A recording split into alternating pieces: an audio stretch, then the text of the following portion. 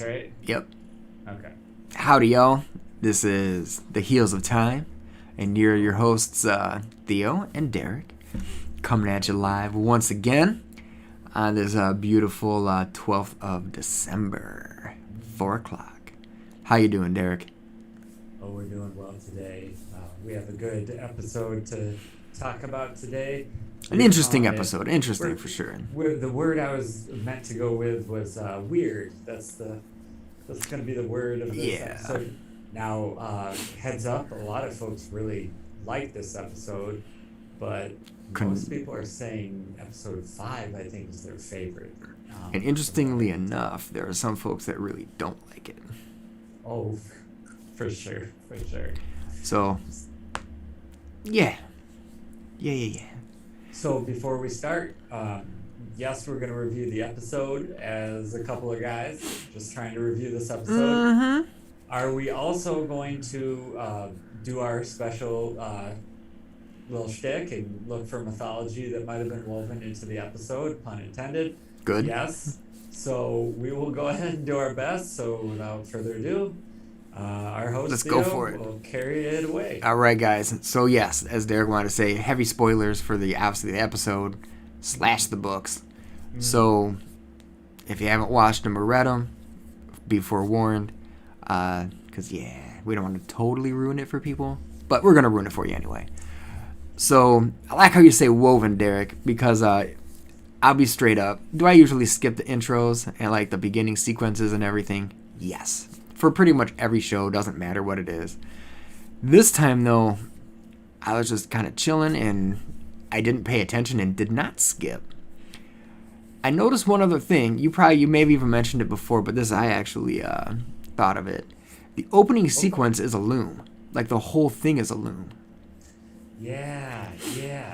And with like the different colored aja. So I think we could have picked some stuff up right away. I'm sure other people have already noticed it. It's just I was too hyped. I always go for the entertainment value and just wasn't paying attention. But especially going back to what we were saying about Moraine with our previous episodes directly with mythology.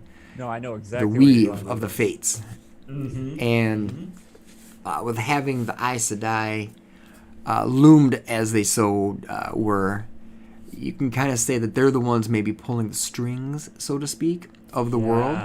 Yeah. Excellent. And then as it leads into the, for lack of a better term, how they see themselves is my guess, with the halos and the auras around them.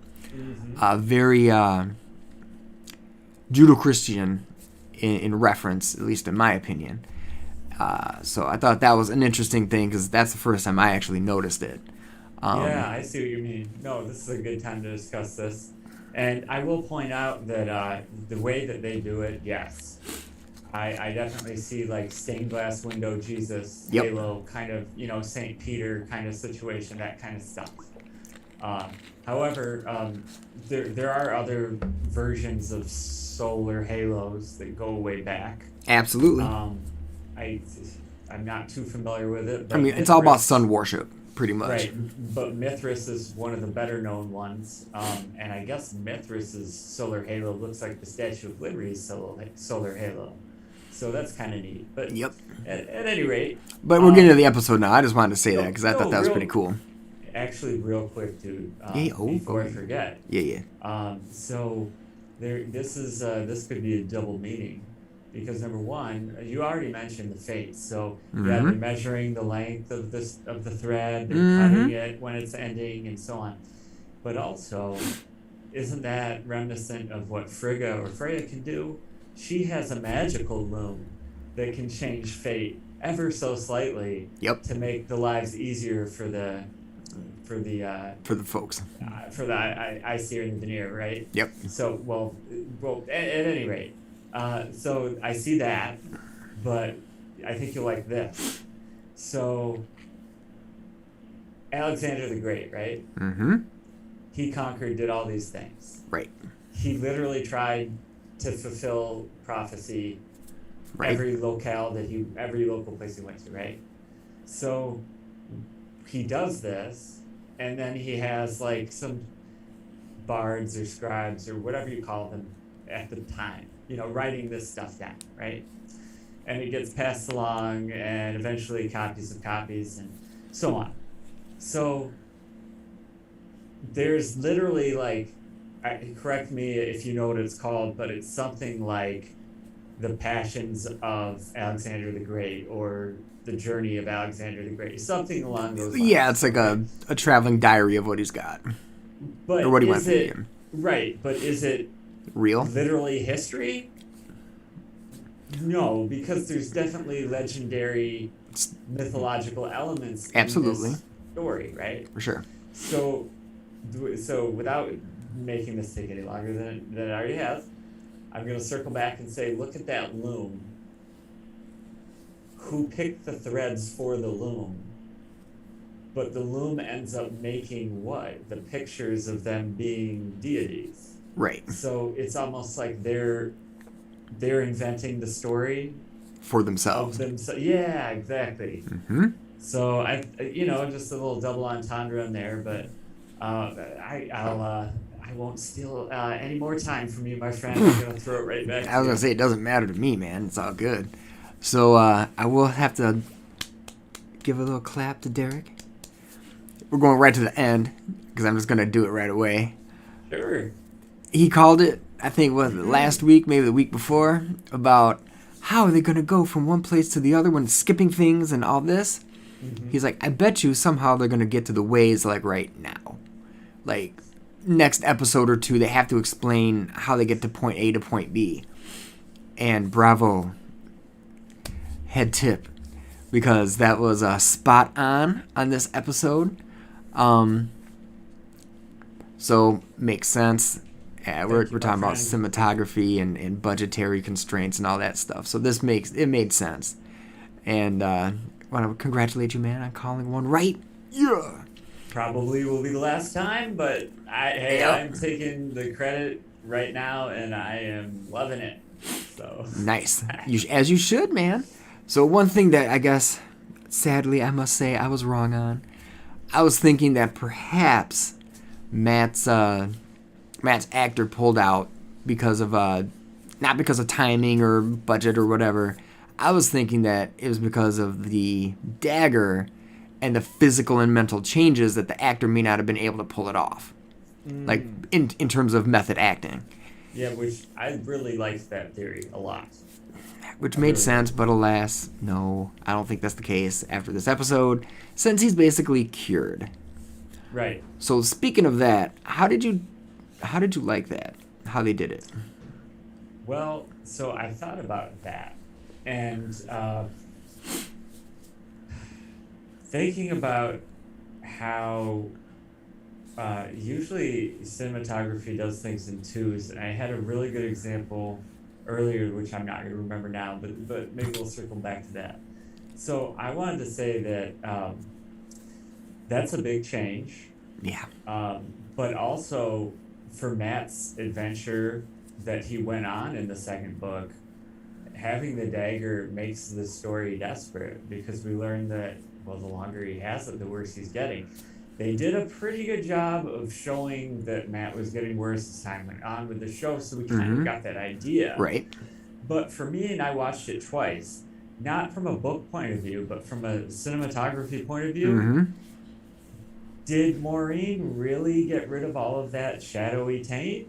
Did some of it linger on her? That wasn't clear to me, even after watching it twice. And I remember what she said is she looked at Rand, which is also interesting because at this point, Lan, as in the warder, seemingly has the dagger. Like he picked it up. Yeah, he picked it up and wrapped it up with cloth to make sure he doesn't touch it. So at this point, we've established, and obviously we've seen it because Rand sucks with a sword at this point. Yeah, terrible. He is no way in hell going to be able to take that dagger from Lan. Zero chance. No way. So it's interesting to me that Moraine turns to Rand and says, listen, if Matt touches that dagger again, it's game over for him.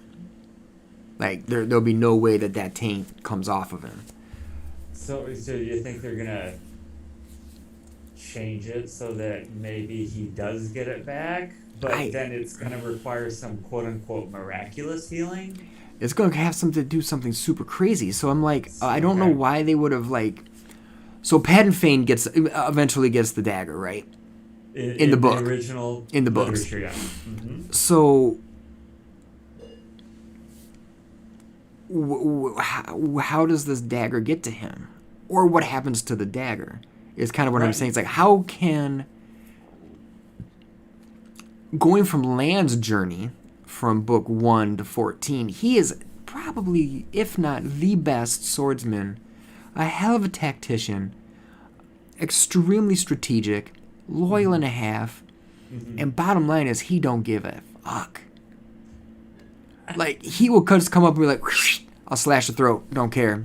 Oh, for sure. It's for my mission. Got to happen." Right. Right. So if you have something like that has the dagger, who's gonna at this point in the show? Who is even close to being able to take it from him? Maybe the Fade, maybe a Midril.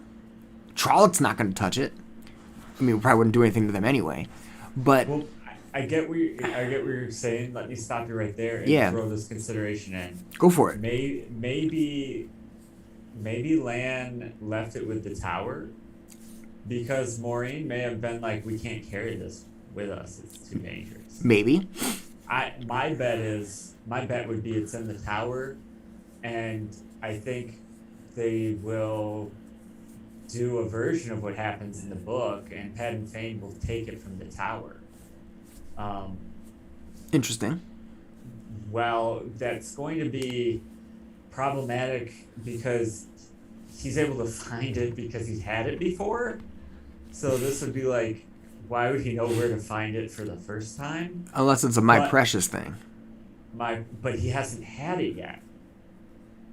You see what I mean? Unless they make So it like a My it Precious thing. Like he had it, no. lost it, Matt picked it up, he got it back. Oh, like you're saying they're gonna.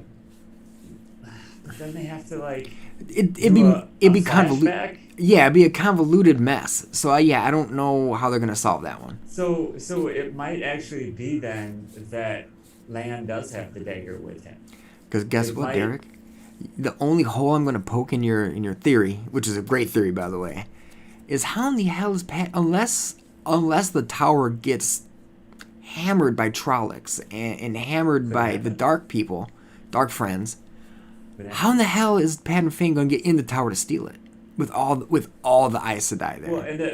and that's where I kind of recede my theory a little bit. I'm not saying it couldn't happen, but It'd be epic because because he that battle doesn't. have to So be epic. well, let me remind you that Padden Fane starts growing these weird kind of dark powers. That is true. I kind of in this reread, my latest reread, I'm kind of looking at his character as kind of like maybe the vampire in the book. Mm. Like Yeah, he's it's very, true. yeah, he has some these undefined powers in a world where the magic system is Pretty very defined. defined, and he's able to pull off some weird shit, man. Like, That is true. oh, all of a sudden he's bringing people back to life just for a second, just to confuse Rand. And it's not the one power because they were in Farmatting when that happened, which is the place where you can't use the power. So So it's he's just using one something of different. Tyr's- Exactly. So it's like, what? How is he doing this? And And if what I are the recall, they don't limits? actually explain that in the book either. No. There's even a point of view from Ordiath or Mordiath or whatever he goes by, Padden Fane later on in the book, and he even says as time goes by, he's able to just do more things. And he goes at first when he first does them, he doesn't quite understand how, but he begins to just understand that they will happen if he does kind of the same thing or whatever ritual or thought, whatever it is, and then he starts to kind of fine tune it. So he's able to basically one of the first abilities he fines tunes is this ability to get people to do whatever he wants them to do. Yeah. But the side effect, it's not like compulsion with the one power where you look normal. You start to look crazy. You start to like You're different.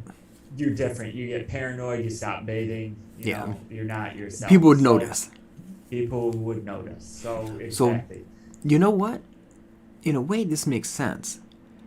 Because as we saw the dagger with Matt and Moraine and the yakking and the going back in and all that kind of taint that essentially it has, I wonder if it's almost like a symbiotic thing where that black sludge crap from the dagger it could explain how those powers are progressing, because as you accept that whatever being, we'll call it a being at this point, maybe as you further delve into the madness or the deep darkness, I guess you could say, because I won't say madness to get confusing, maybe that's how the powers manifest itself in the show.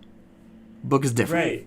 Well, no, that's a really good visual since they don't have the, like, I really like, it's a clear choice that they've made. Yep. There's no internal monologue. There's no narration other than Maureen at the beginning of the first episode. Yep. And that's a very good choice to make in this, because a lot of the pages in the books are thinking and thought processes.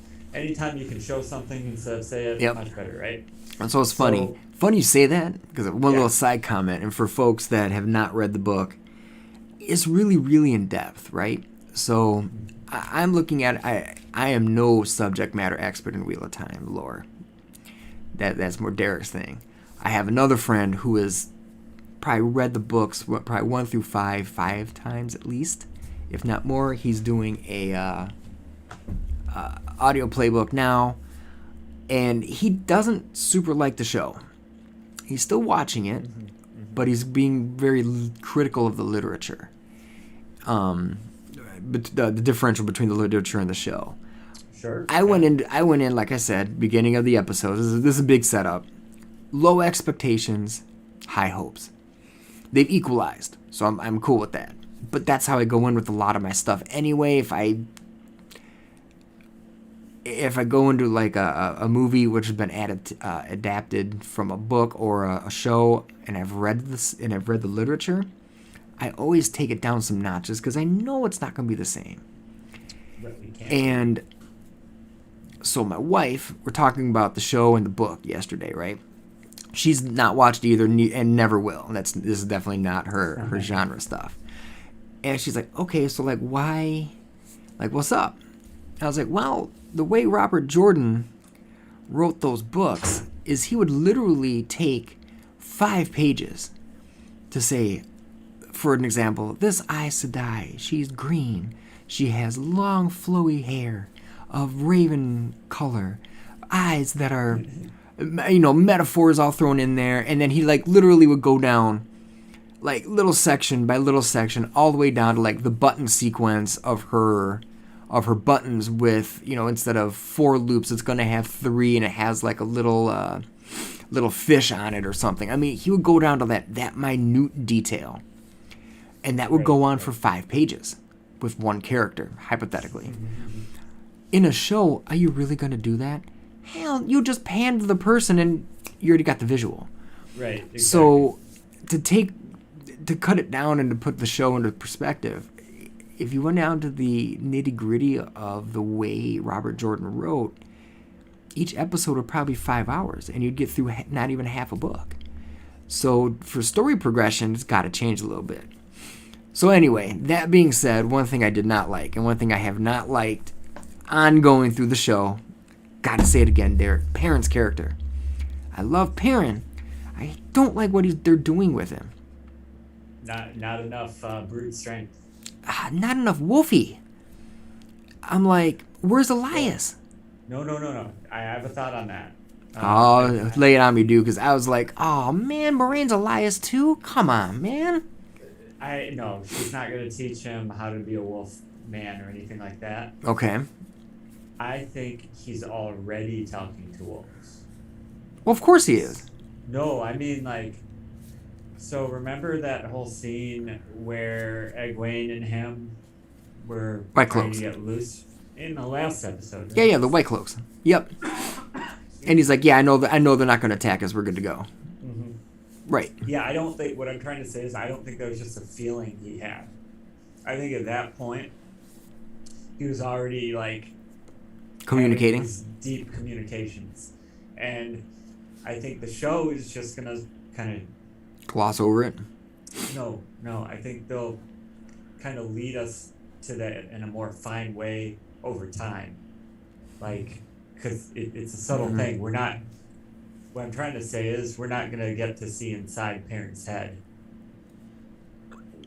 We're not Sad. gonna get to see the wolf images about, you know, mist on a morning of the last day of summer under a quarter moon or whatever their names are. Still disappointing. So Understandable. Excuse me. So how do you do that in a show? You know what I mean? You could.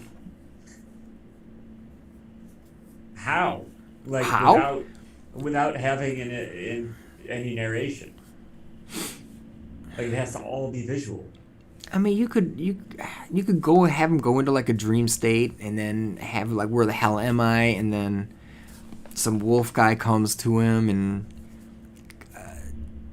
starts chit-chatting. You see, but then you start to get into the C.S. Lewis territory of Lion, Witch, and Wardrobe. Mr. Tomness, what is he saying? True. He says danger. You know, it's like it has to be its own thing. This has to be, like, I'm not trying to be funny or cute there. I mean, it has to be its own thing. People are already comparing this to Game of Thrones, which is ironic because this was material written way before Game of Thrones. But yeah, what I'm trying to say is you're going to have lots of plots that develop quick, fast, and dirty. Yeah. I think his talking to the wolves is going to just be like we saw in that episode, where all of a sudden the wolves come and maybe someone says something to him and he's like, no, they're going to leave us alone. And then the wolves will come again during some other thing, and maybe this time he'll be like, there are Neverborn out there. And they'll be like, what the hell are you talking about? And he'll be like, I mean, there's a fade out there. And then that'll cue us into the audience. Well, no one's ever called a fade a Neverborn before, but Perrin was just like howling with those wolves, so he must have got that name from them. I think they'll do it kind of like that. We'll see. Like, we'll see. But no, I get you. That, or they could just jump the shark dude and turn him into a total werewolf. But then that kind of blows our theory out the water for him if he's supposed to be the god of gymnasium. That's not really going to work for us. So hopefully not. Yeah, that'd be interesting. So go for it, man. That's funny. I was going to hand it to you. Go for it, man. No, I was just going to say next point of order. We discussed this briefly. When Maureen meets Swan Sanche in the show, is that the world of dreams? Ding. Dude, so if you didn't know anything about the books and you just watched that would be crazy confusing. Yeah, I think it was supposed to be. I agree. So like a magician kind of. Yeah, like how okay, if this is the White Tower, why does this look like her river town? How did Moraine go from point A to point B? Right. How does this make any sense? Because to non-readers out there, traveling, like, or in Harry Potter, evaporating or whatever? Yeah. Evaporating. That's a big deal in Wheel of Time. It's not some small potato change where you're like, oh, we learned about it halfway through. No, it's a game changer. So it would be strange for this to be anything related to traveling, wouldn't you think? We haven't really had traveling yet. No. In the books either, at this point. I'm trying to think. No, not at all. So we have the ways. Yep. And the ways are kind tainted, of weird. And they're tainted a little. But they're tainted, and they talk about that. Yep. But these ways are like a portal. Yeah. But straight up instantaneous transportation, that's like, oh, damn, Rand, you can do that? Right. That's a total another can. And it's like, everybody's like, jaw Right. drop. Holy crap! You brought that from like 5,000 years ago. Right. So It's a big, it's a big deal. not like, oh, we're gonna teach you how to do these things when you turn 17 because you can blast yourself in Right. half. No, Right. this No, hasn't been no. done for like millennia. Exactly. Nice Harry Potter reference there. Thank you, bro. I was reaching for one, but Yeah, I yeah. missed it. So for that to be traveling in that aspect, that would be kind of bizarre. A bizarre choice. Let's put it that way. I told you we talked about one clue, Yep. but I actually remembered there's a second clue that I'm going to drop on you. Oh, do it. Yeah. So real quick, remember we talked about well, the place that it is, it's like where Swan Sanche grew up. Yeah. So it's definitely not like In the unless they tower. Just have some right. So it doesn't appear to be in the tower. So what does that mean? Are they just teleported here? Is this some like pocket dimension? Who knows? Mm-hmm. But Right. here's the other clue that I didn't get to earlier. When Nynaeve and Egwene meet the Amerlin in her own apartment, Mm-hmm. she has a matching picture on the wall. I didn't notice. Right. It's the actual painting is different. It's But not the The iconography is the same. It's the exact right. It's the exact same casing and everything. So Mm. my thought is they're matching Ter'Angreal, and I am gonna put down right now. I'm gonna suggest very strongly that they go to the world of dreams. And the reason why I say that is I think there's one more clue in that in a very, very, what's that, quantum leap kind of way, the Amerlin told Maureen, go to sleep. And when she did, things went white. So what kind of place in the Wheel of Time, Theo, might you exit by going to sleep? That may not exactly be how it worked in the books. Right, but the world of dreams, that makes sense. World of dreams, right? So that's just my thought. And it could have been a throwaway if they were worried that the show wasn't going to get renewed. Right. Or it could be, alluded to later. We'll finally know for sure. But either way, for now, if we never get any more information, I'm going to say that's the World of Dreams. And that would kind of make sense. Again, the world of dreams, not everybody can do it. Some Right. people need a little bit of help to get there. Oh, for sure. It would make sense, even though Moraine and Swan are like crazy powerful, it may not actually be in their wheelhouse to go there. Right. Like on like a whim basis, like let me go to sleep, bam, I'm in the world You of mean dreams. without help. channeling through a Ter'Angreal. Right. Like they don't have the innate natural ability just to do it. Just to close their eyes and go there. Yeah. Right. A Gwen style, or I mean, Right. eventually a Gwen style. Eventually, right. Yeah, exactly. So that would that's make my- sense. That would make sense why we would have the scenery change. Why I Yeah. would go back to someplace familiar because that's kind of how the world of dreams works. Right. It's usually not some far out place where you've never seen before. It's usually like a dream, something Right. that's kind of familiar and you're warped into it. And obviously those two are familiar with each other. Very close to each other, I Right. would say. So But they alluded to that in the books very carefully yes, without spelling it out. yep.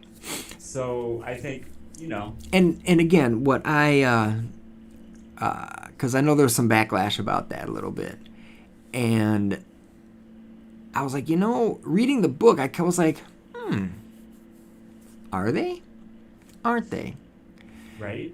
They never had an experience such as what was visually represented in the show. No, But they always talk about their times together as novices. and they were always together. Yeah. So the thing is, this was written in the really early 90s, probably, and this was written, so of course it was probably in the 80s when it was like Right. thought process was coming down. For sure. Society also has changed a lot in the last 25, 30, 40 years. Yeah, for sure. So that would have been a huge deal in the 90s, like early 90s. Right. Not as then- big a deal now. No, but we also even see, since in the Wheel of Time literature we have the unreliable narrator. It's always from the point of view of characters. Mm-hmm. So if to the character it's a taboo, that's how the character is going to narrate it. Right. Yep. Whereas if you take that same literature and you narrate from an IAL person, they might not even care. think that's a big deal. Right. Like, oh yeah, well that's what maidens do all the time. Right. Whatever. You know what I mean? Yep. So I didn't give a shit. It didn't matter to me. I thought it actually kind of like solidified what was already in the book. Yeah, that's what I was trying to land on. I think that's all it does. And it's like, well, this is interesting and taboo material for today's audiences. Why wouldn't they go there? It's there. It's not like they're inventing something crazy. It's there. So why not? Right. It's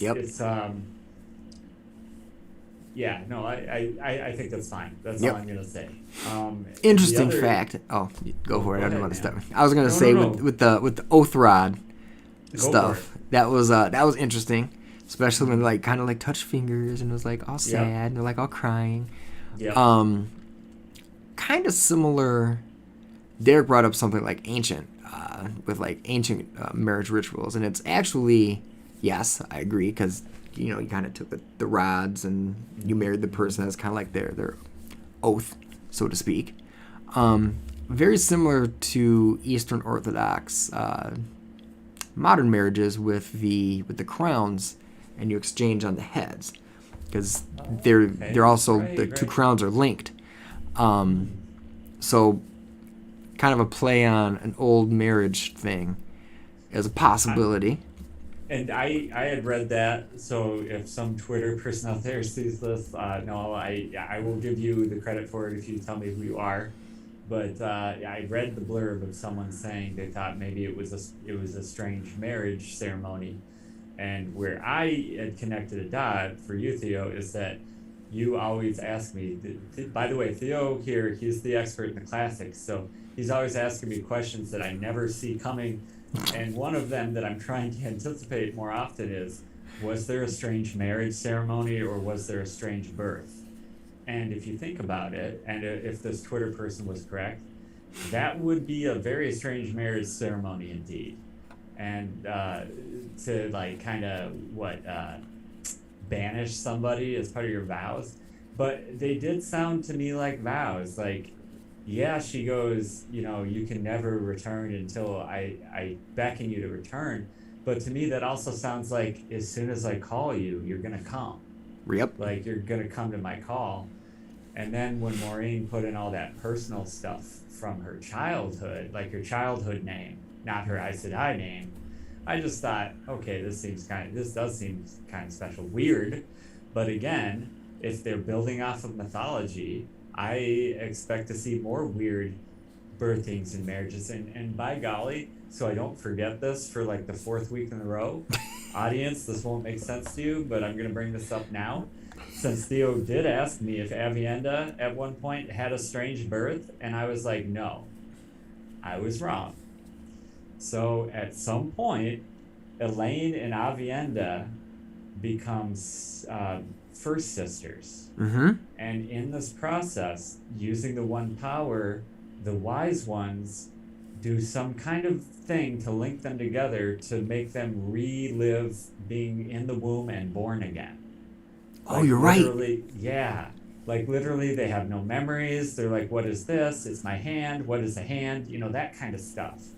And then I forgot about that. Come out. Yeah. And then they're twins at that point because they even remember each other in the womb.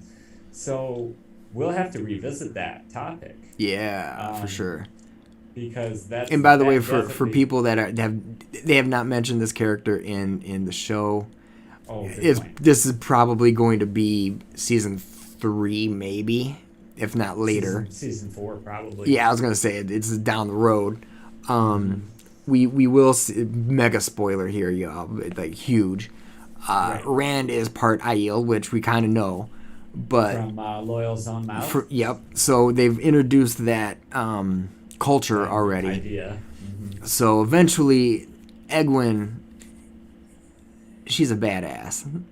If you couldn't tell by that, the little channeling that she was able to do. And the story about her breaking the break bone fever. Yep. If you couldn't gather, put two and two together, which may have just been like a little blip on your radar, she's crazy powerful. Like that's insane. And the fact that she could channel without her hands, that's sick. Like that right there should turn her up to like she and Nynaeve are like almost equals. And in terms of power, if you would not agree, Derek. Oh, I would say, I wouldn't say that. You don't think I so? would say, man, they have different abilities though. no, I would say, jeez, no, 90, jeez, hold on. Yep, he's probably gonna say Nynaeve has more raw. No, yeah. So, if you add in all their stuff toe to toe, remember Egwene also has mad abilities in the world of dreams. Bingo. Okay. That's what I was gonna get at. If you just look at their power set, Nynaeve is the most powerful Aes Sedai since like the Age of Legends. Right. Whereas they say Egwene is only as most powerful as the Aes Sedai since the last 500 years or something. Right. Maybe even 1,000 years. They might say 1,000. So you're talking about 1,000 years versus 3,000 years. Nynaeve is definitely more powerful. However, remember she also has in the books she has that block. Right. Where she can only channel when she's angry. But even the show, Theo, if you think about it, the show showed her being able to just whimper out of a couple fireballs. Right. Whereas when Nynaeve was under duress, what was she able to do? I say Nynaeve's been channeling for a hell of a lot longer, though. Well, I agree, and I think the show alludes to that because Maureen thinks she's only 20. At first. Yep. So you slow, they mentioned that in the show. Yep. So what does that mean? She was probably channeling at 16. Or younger. Or younger. Because she is, in fact, I think 24, 26, they say, in the show. And that's why Maureen rules her out from being the dragon, right? Mm-hmm. And so let's go back to that calculus real quick. Here's a good time for our favorite segment of trying to narrow it down. Yeah. So let's recap. Matt at this point definitely not the dragon because homeboy can't channel took his ball and went home. He was like, I'm not going with you guys. Yep. Nynaeve, too old. Okay, your porridge is too old. Yep. Okay. Perrin, they say in the show that I'm gonna mess this up. They might not say nothing says that the Dragon Reborn is gonna be a wolf person.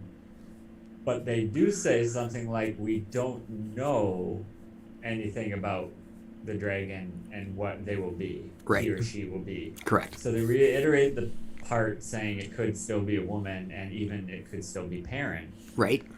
But, Perrin seems solidly Perrin as far as the wolves go. And, we have our disagreements with there. You would like to see more wolfies. The wolfy stuff. You know what? Here's how they could do it. When they need to throw Perrin in the wolf dream, and when he's in a wolf dream, have him literally be a wolf. Yeah, that'd be dope. That would do it, right? Yep. Then you're like, okay, something's crazy going on. So, and he is in the book every now and then. He is a wolf in the wolf dream. Yes. But in the show, they should just always have it that way. Which would make it linked. That would work. Exactly. That would work too. And then it would give him a good limitation visually also. Because it's like, I need it's something stupid like I need to light a match, but I don't have any thumbs. That'd be funny.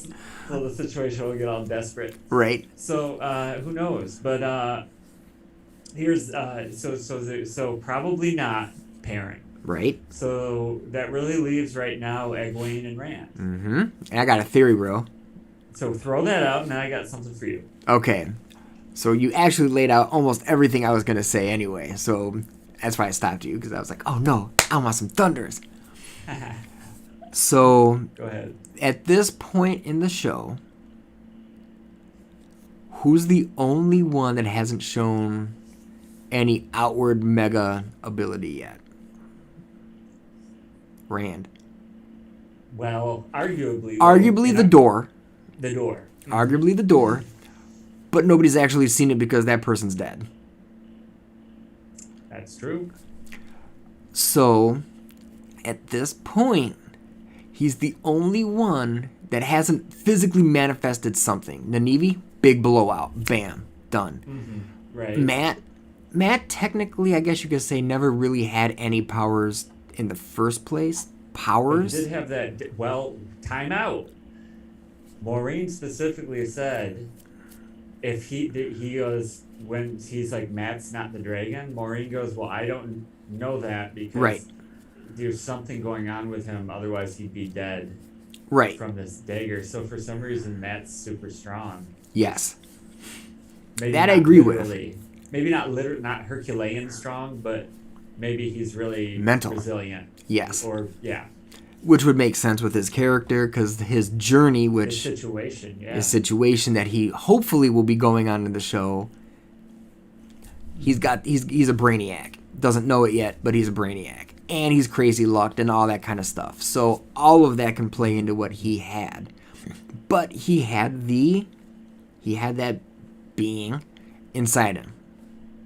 Again, physical manifestation of power. Egwene did a little poofy poof, but still channeled. And it wasn't really that impressive, was it? Right. More like what you would expect a normal kind of person to accomplish, right? For the first time out. And even that is probably still pretty like, damn, that's pretty impressive. That'd be like Luke throwing out like a friggin' like fireball or some shit. Oh yeah. That's like right away. Writing your first code and there's no air in it. Yeah, it doesn't really happen. Yeah. So what is Rand? Brave? Yes. Skilled with the sword? No. Terrible with the sword. We haven't even really seen him nuke anything with an arrow. Nothing He's like. He's got a Trolloc in the back, but not a killing blow. Right. So it's like, okay,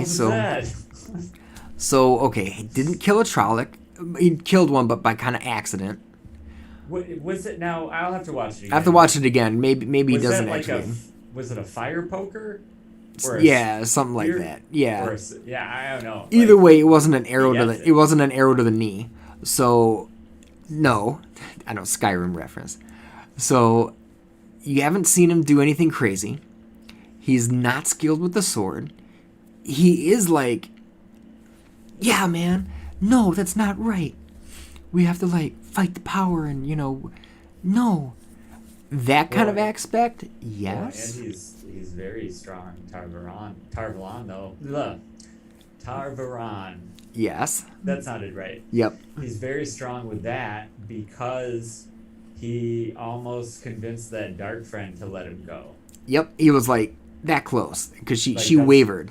She wavered. Out of her own mouth, she was like, it's really a shame because, you're cool. Yeah, you're such a nice guy. You're making this really hard. So,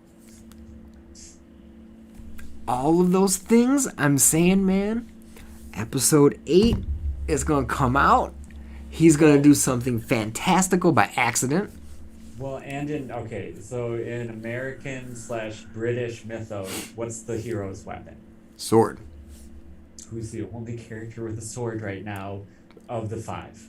Of the 5. Rand. So, do I think a story has to be written that way where the hero has a sword? No, but that's a differentiator. If you're trying to check all the boxes. And he's got a bow. He's the only one with the bow, too. And he's got a bow also, which theoretically Perrin and Matt should each have a bow. Yes. Or at least they should have for a while in the series, up to a point, but it's okay. I'm okay with that. That's just splitting hairs. Was it a bow or 3 bows? That's splitting hairs. But it puts Rand a little different. Oh, and by the way, Perrin's got the golden eyes. If you're saying, well, you didn't talk about Perrin, he's got the golden eyes. Right, if we didn't mention that. Yep. So it's like what you're basically saying, what is Rand here for. Yeah. I'm gonna paraphrase to keep this like not mature for TV, just PG-13. But my wife basically likes to say, well, I mean, he's got to be special because he's just been sitting in the corner this whole time. Mm-hmm. And when is he gonna like, you know, get up off his seat in the corner and like join in the gang, you know? Like seriously, like he's such a nerd. You gotta love it though. Like they made him such a nerd. He's like in this huge town with all these like Aes Sedai and everything, and all these like. He's like, oh, I'll go to the library. That's where he goes. He's like, oh, books. He's such a dork. I mean, but it works for how they did it in the show though. Well, and you know he is a nerd in the original series if you think about it. 'Cause he loves reading. Yep. And guess who also likes to read and who was kind of like. Well, Egwene. No. Well, yes. I was talking about more mythological. Oh, go. King Arthur. Oh, okay. He wasn't like King Arthur right off the bat. Mm. He had to pull the sword and the stone, right? Well, definitely Rand pulls the sword from a stone. Mm-hmm. For and, sure. And that's what I was alluding at with like, if you want to check off all the boxes, yeah. And was Arthur super strong growing up? No, he was kind of a nobody, right? According to legend, or some legends. You know what's messed up though? He was a squire though, right? Yes. So that puts him a couple pegs up. It puts him up a couple. But he wasn't prince. I'm saying he's not prince. No, he's not a prince. But it's kind of like when you hear it's like, well, that guy became president of the United States and he was nothing. Right. And you're like, well, what do you mean nothing? What did he do before that? Well, he was a lawyer. Right. And you're like, well, that's not nothing. Like. Yeah. Yep. But it puts him a peg up. But it's not like he was an all-star to begin with. He had to earn. No, he had to earn the rank. He wasn't some general that just came into town and was like, "I'm going to be the king now." Yep. Exactly. He had to go through. He had to go through the hero's journey. He had to go through the hero's journey. That's right. And Rand hasn't been desperate enough yet to have that flip of the switch. Yet. Well, we haven't seen so Rand hasn't had the switch flipped. He hasn't had a mentor. Nope. We don't know how long he traveled with Tom. I'm going to guess about 5 days. I don't know why. It seems like they were together for a little bit of time with Matt and him. And so he got to learn a little bit about the world from Tom, but nothing about any special skills he might have, and definitely not how to use his sword. That was kind of funny. And man, it's like, that's not a Two Rivers bow either. No. But either way, I love the show, so I gotta jab at it every now and then because yes. I actually really enjoy watching it. I do too. And so the ending, like the ending. Yep. At first I was like, huh? And I was like, oh, Matt. This is super crazy, guys. So if big spoiler stuff. Okay, I gave you guys enough of a break to pause or stop. So Matt doesn't go with the crew. Crazy, right. Because what Moraine says, because he asked the question, he's like, so like what happens now? And she's like, this is kind of like the point of no return. We all got to go. And I think it was Egwene that asks, so if we're going to the Eye of the World, what's there? Dark one. Cool. So what happens there? The dragon will murder him. Okay, cool. So what happens to the other 4 that aren't the dragon? Right. And true to Aes Sedai fashion, she's not, you're all going to be killed. She doesn't quite say it like that, but she's like, well, we'll cross that bridge when we get there, kind of thing. Kind of. Yeah, exactly. Using those words. We won't know what happens until that moment. Yeah. Like, what does that mean? Yep. And so Matt, being Matt, is like, I'm not going to keep it PG-13. He's like, fuck you, bitch. No, what? He does stay in character, though, I would say. Like, hell yeah, he stays in character. And so the ways open up. Again, interesting how they did that, but fine, whatever. Everybody's through there, and Matt's like, nah, peace, bruh. And what I got a kick out of is that's like Hades to me. Like just kind of like flipped a little. Yes, here we go. Yeah. So as we did in a previous episode, I was like, I think Matt is Hades. And you can go back to the show. It was a hell of a good show, if I do say so myself. I just remembered something. I gotta throw this out because this is not my wheelhouse. Go. But that ruby on that dagger, that's the pomegranate seed. Bingo. So, Matt, true to form, also kind of Hades was kind of banished to be by himself, but also kind of a choice because he kind of got to like it. Right. What does Matt do? Makes his choice.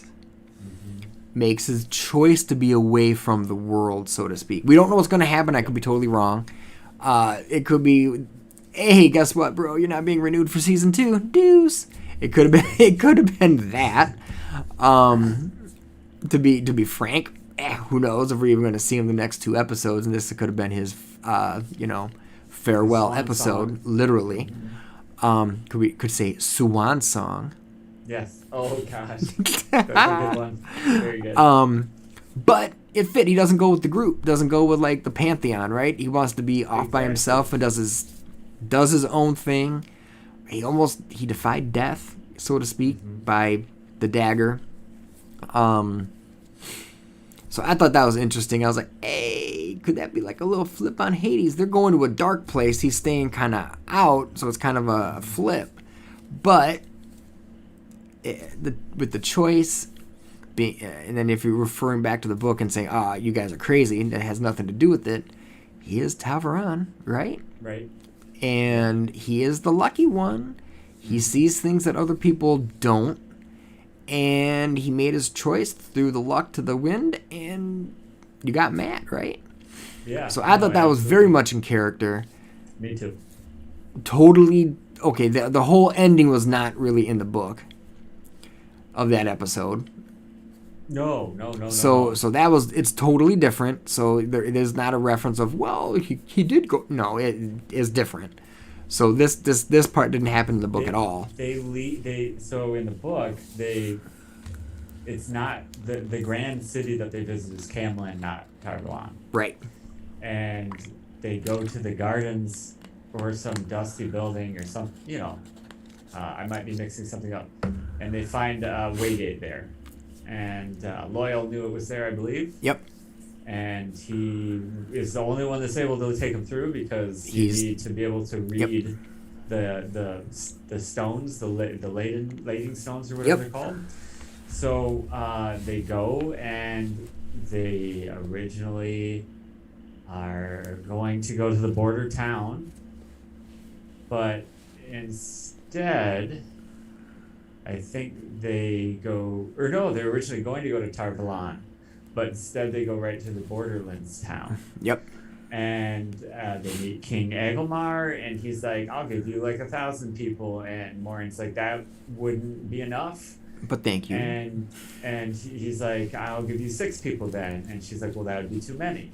So, because this requires some touchy stuff. And they go to the Eye of the World, which you can only find by need in the original book. Room of Requirements for Harry Potter reference. Exactly. And they meet the Green Man, which is Treebeard for all you Lord of the Rings lovers. And, some stuff goes down, and we don't need to go on to no. That's not the point for this. The point is it's totally wackadoo. Moraine doesn't know. They find the Waygate kind of almost by happenstance. Only that Lowell knows about it, but that's changed. Knows where it is. He's the one that opens it. Let me just say that everything that would be the same would be that they all get together to leave to the ways. Yeah. From a big city. And so that's fine. But what you're about to say about the ways is, are they the same as they describe them in the books? We'll find out in the next episode. We'll find out more in the next episode, but for now, you have to channel to open the ways in the series. Yep. And someone pointed out that she channels a 3-foil leaf. Yep. I was gonna say something about that. Yeah, it's like Wiccan. So instead of putting that 3-foil leaf on the door to make it open, but in the literature for the non-readers, it's a stone door. It's kind of like the Mines of Moria, as a matter of fact. And Yeah. oh, I want to throw this out real quick. Um, I think they made a point to de-tokenize the intro of the Wheel of Time series because Tolkien at the time was what people understood of fantasy. Yep. So if you wrote anything in the 90s, it had to be Tolkien-esque. It just had to be. So Robert Jordan, the first 100 or 200 pages, 1 to 200 pages are very Tolkien-esque. And we break this down in a video. We talk about the Mines of Moria and how similar that is to the Waves. Yep. So I don't mind that they're changing this stuff. No, because I don't want to. Like, I don't. They're already making. It sounds stupid. They're already making a Lord of the Rings TV show. Why right. you need two? No, you don't. Exactly. It's like, let's see something a little like different. That's not even what Robert Jordan wanted to write in the first place. Why are people getting so upset that got changed? Like, the whole beginning story wanted to be changed to not be Lord of the Rings. I mean, you have Pepin and Merry and Pepin's story about, getting lost with the orcs is instead Egwene and Perrin getting lost with the White Cloaks. And then having to get snucken out by, when they get, rescued and whatever. It's very similar. Very similar. So the fact that they've changed that up and departed, but still kept it Wheel of Time, I'm very happy with that, to be honest. But backtracking a little bit, what your point is at this point in the story, at the end of the book, things are quite a bit different, except the similarity is the party was united at this point and they were about to go in the Ways. Yep. So Matt not going in the Ways, what is that going to change? Big spoiler alert in the literature, Matt and Perrin, once they get to the Eye of the World, are pretty much just shitting their pants until the end of the book. So are they like Perrin could have said, I'm going to go after Matt. Everyone would have been shocked, right? Like, what? They all go to the Blight together. But that essentially wouldn't have changed what happens at the end of the story. You just wouldn't hear about Perrin using his axe to cut down the trees and wondering if he was hearing the trees scream when he was cutting them down. Like, crazy, weird thing. But, you wouldn't have that. But that's okay, I think. So they could have done that for an even bigger shock is my point. So that's why I think Matt disappearing here is probably convenient to whatever problem they were having with the actor, whether he had a personal illness, a scheduling conflict, whatever. Makes an easy cut. Yeah, that would be an easy way to say. And ironic, because if he's gone for 2 episodes, so to speak, right, he's not as fresh in your mind when the new actor comes through, even though they look really, really close. Yeah, if you can leave some space in between. Yep. The rule of thumb, like on those old General Hospital shows, was you'd always leave like an episode in between. If you had someone suddenly playing Carol Ann, but it's not the same person. Yeah. General Hospital. So real quick, the rumor is the last 2 episodes of this season are going to be explosive. They're going to be crazy, and that's where most of the budget went for this whole season. So they could spend a lot of time in the Ways. I'm going to predict that they're not in the Ways for more than 10 minutes. Like, it'll be one sequence. You notice how this show does about 5 or 6 10-minute sequences. I like that. I like how they don't stick around for too long. I'm predicting this. I'm going to go balls out here, Theo. I'm going to say we're going to get Farmatting. We're going to get Tarwin's Gap. We are literally going to get that huge horde of Trollocs at the end of the season, which no one thought coming because they're like, well, is it such a grand scale that, sure, episode 1 had that Trolloc army, but... You're talking about the mega army. Oh, it's going to be huge. Which would put them in peril. Yep. Which would make Rand go kaboomy. Which could set it up for Rand, and then Rand can be like, I am useful. Like, at this point, he doesn't need to say, I'm the Dragon Reborn. He just needs to stand up and be like, I'm useful. I did something that helps somebody. Let me put this sword out there. Right. Go So face when he down on the bed, attacked, bro. when he attacked Lan, that was just like beyond pathetic.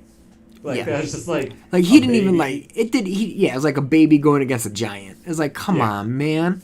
Like, He's like, don't and embarrass yourself. and the thing is, Rand is strong. It's not like he's weak. Right.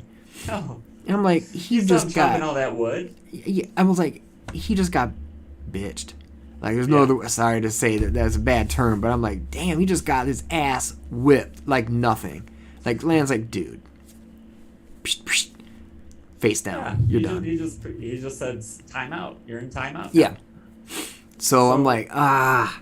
So but I'm now still along the timeout lines. though. Yeah, yeah, Speaking yeah. of timeouts, Yeah, yeah, in the yeah. book series, Rand learns most of his swordplay between book 1 and 2. That You is don't true. actually. So it's okay that he still sucks, and maybe they're doing that on purpose to Right. like, so that when we see him actually being good, he'll look really good. Right. And I Because would agree with he that is, because if you just he pick is up an actor after all. He's not a sword master. no, So, right. So and plus if he comes out like guns blazing and he's like a really badass with the sword, right. that also would make a heck of a lot of sense either. No. So So we'll see what happens. Next 2 episodes I think are going to be fly. We'll they're gonna see. be crazy. We'll see how they do it. I've enjoyed it so far. Again, I'm not a subject matter expert on the literature, but from an entertainment aspect, I thought it was still really good. Think you feel the same way, Derek, because you've Oh said yeah. that. Oh, there are two things though. Oh yeah, Real yeah. quick. Number one, Leandrin. Who's the man in the North Harbor? Right?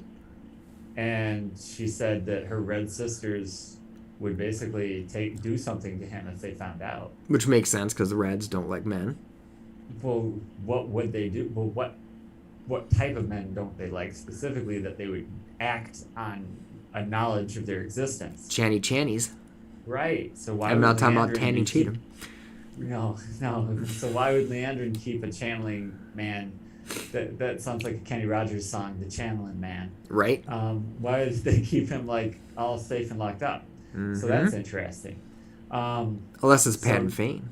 Unless it's Pat and Fane. Oh, that'd be an interesting twist. And I like that. And maybe she's red right now, but we know she does change color. I see what you mean. I like that. All right, last thing.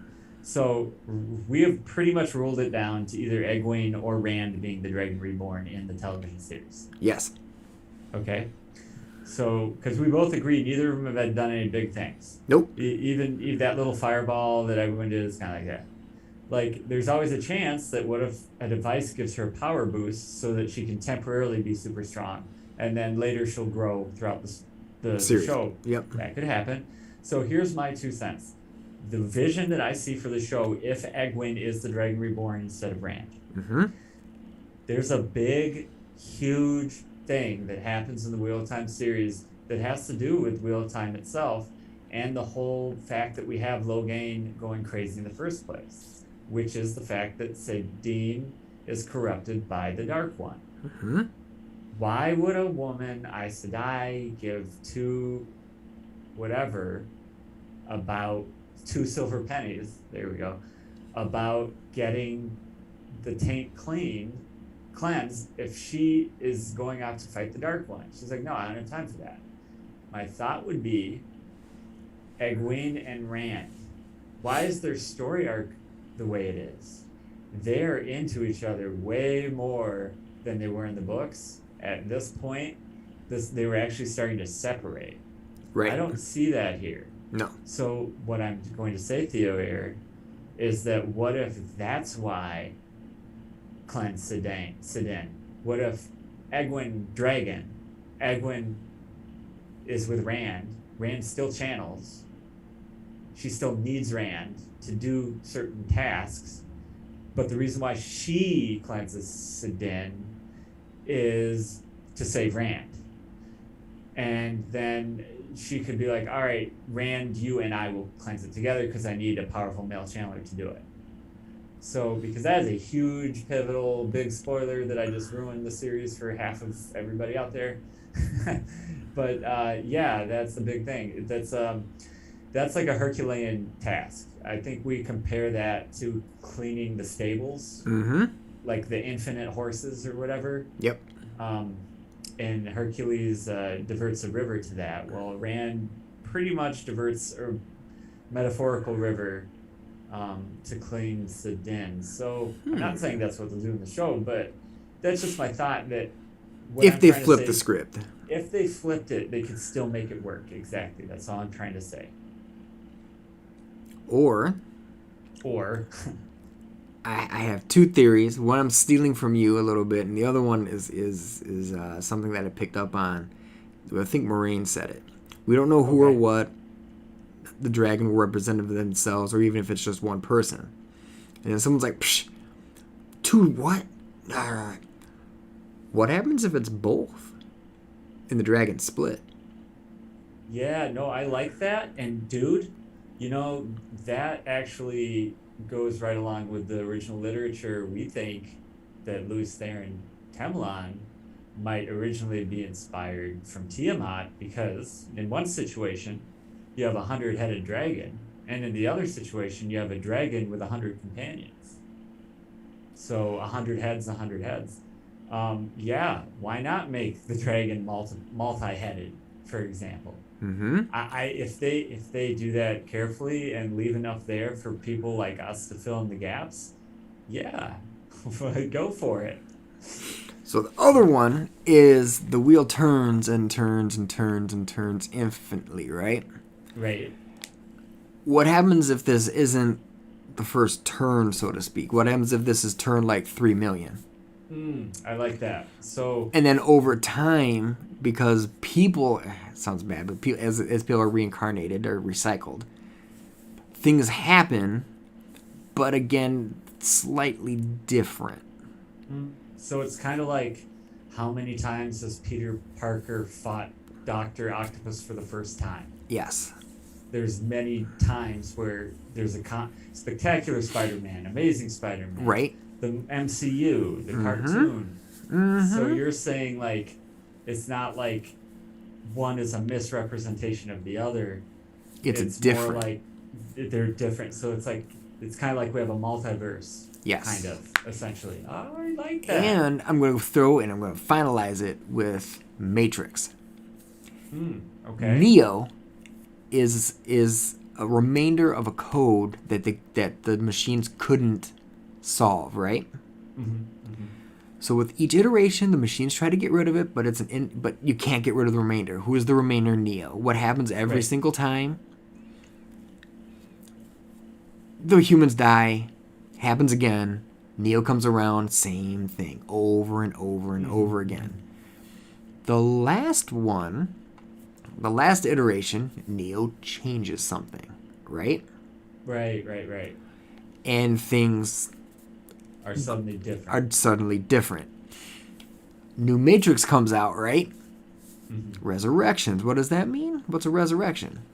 Things come back around, right? He's kind of the same, looks older, but a lot of people are different. Who's to say Right. this isn't the same way? No, It's I like flipped that. over so many times that oops, that weave, that little loom is a string off. So I probably got the wrong one, but Kali Ma or Shiva came by, destroyed everything to the atom or whatever, Mm-hmm. and then Brahma came back.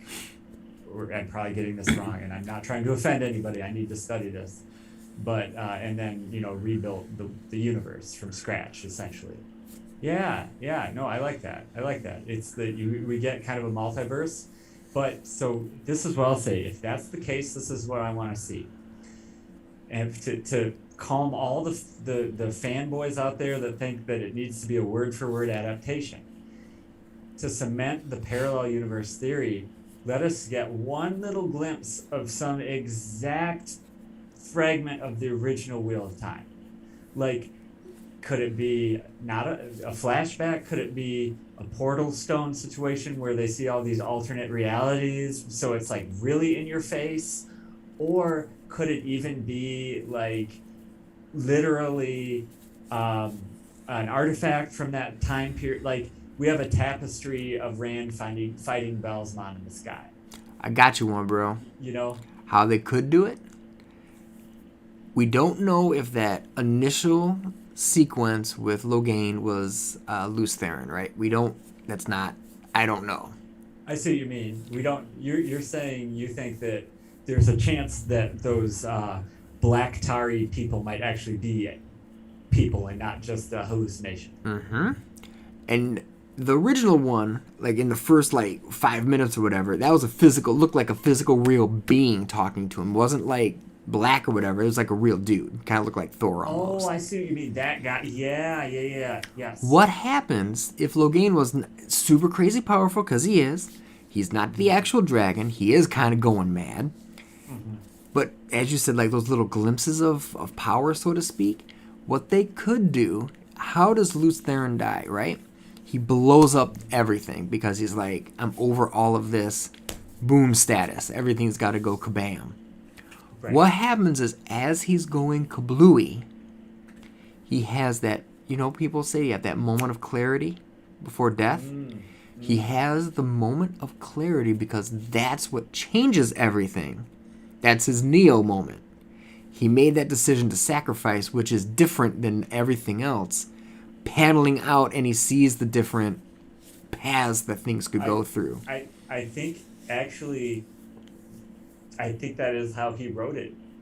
Because if you read the original, I really like what you said, because if you read the original prologue, right, that whole sequence of Ba'alzamon and Lews Therin in the very first book, Ba'alzamon gave him a moment. He gave him that moment of clarity, and then Lews Therin went off and decided to do that. Yep. But what is Ba'alzamon saying? He's saying, I have you on a leash now.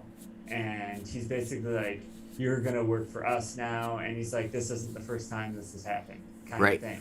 Yep. So, yeah, when Lews Therin did that, he definitely changed something. And perhaps that sacrifice is what allowed there to be a prophecy for a Dragon Reborn in the first place, right? Right. Because it could have been that he could have been submitted to the Dark One, and then he would have not died, because the Dark One has the ability to keep you from dying, and it would have been an age of absolute misery until, who knows, because it's still supposed to be circular, so theoretically that has happened before. Right. Right? You know what I mean? So it's hard to say. But no, I really like that. I really like the idea that, hey, the reason why this isn't scene for scene Wheel of Time is because this is like a million iterations later, dude. It's amazing, like, that he's even named Rand and she's still named Egwene. Like, at this point, they can be Sally and Steve. Right. So, no, I like that a lot. I really do. So, hey, maybe there's a listener out there that will take that perspective and put it in their back pocket the next time they see the Wheel of Time show on Amazon Prime and think, hey, it's a little different, and I don't know what's going to happen next, but you know what? That's all right, because I get the gist of it, and it definitely feels like Wheel of Time. Yep. So that's my last word on it, Theo. Hey, I think there's still some mythological references in there, probably stuff that we haven't picked up on. If you hear of stuff, let us know, man, because it'd be great to link some more stuff together. Absolutely. I'm looking forward to the next episode.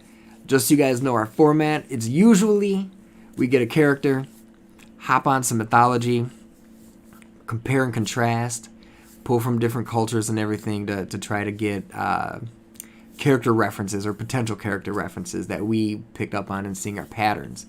Obviously, this took a little bit of a break, so we did 5, 7, 10 episodes, 18 episodes, whatever. Then the show came out because we wanted to set it up, and then obviously we're going to watch the show. And so we want to do a little review, see if we can pull stuff in from visually what we've seen in the show versus what we've read in the literature, seeing if anything kind of coincided with our thought process and seeing what we do. If you dig what we like or that sounds interesting to you, please review. We got all of our previous episodes obviously up for your enjoyment. or at least hopeful enjoyment. And again, if you like us, that'd be awesome. If you subscribe to us, that's even better. That's But we'll even take some comments and even people just saying, hey, man, this is pretty cool. Let me read the book. I mean, I'm cool with that too. So for me, I think I'm going to bid you adieu. Derek, do you have anything to wrap it up? No, that's it. So look forward for 2 more reviews of the show from us. Yep. And then we're going to go back to our normal kind of schedule of Our standardized programming. Standardized programming of dissecting characters and situations that are presented in the original literature of real time. All right, you guys. In the meantime, we're checking out.